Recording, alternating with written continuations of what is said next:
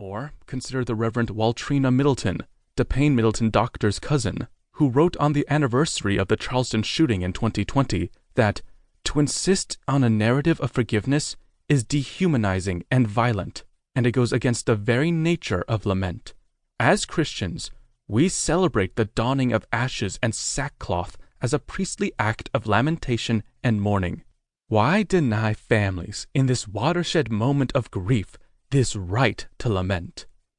In this book, I both honor Waltrina Middleton's demanding question and reframe Ta-Nehisi Coates' skeptical one.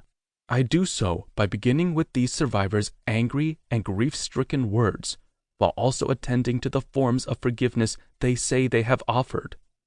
Forms that reject hate, but not anger, that deny superficial healing and forgetting, and that refuse unearned reconciliation.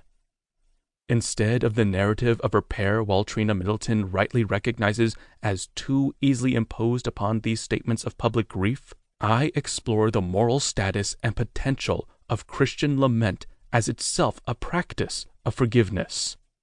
I believe the Reverend Middleton is correct.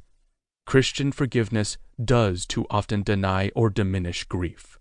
I therefore want to ask what a Christian forgiveness that rooted itself in grief would look like, and reflect upon the implications for our moral theology.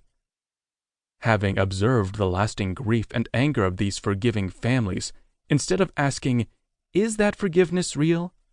I ask, what if that were real forgiveness?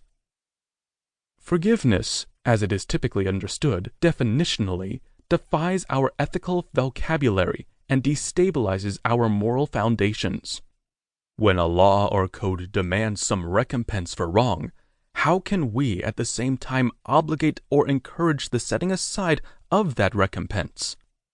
Forgiveness resists rationalization, but the adequacy of our moral grammar does not exclusively condition the reality of all our moral acts. Like Theodore Adorno, I assume that moral questions arise only when our moral vocabularies and grammars begin to fail. To wonder about the problematic possibility of forgiveness at all is to presume some limits to our moral language, some gaps in our moral models. And so, I am wagering that an adequate depiction or description of forgiveness will depend upon limiting these limits and minding these gaps, that it will require the exploration of unsettling examples. I suggest that any real forgiveness will and must challenge the assumptions and test the boundaries of our moral instincts themselves. In other words, I suggest in this book that what forgiveness actually reveals when it strains our moral sense is not its own unreality or impossibility, but the hidden limitations of our moral reasoning.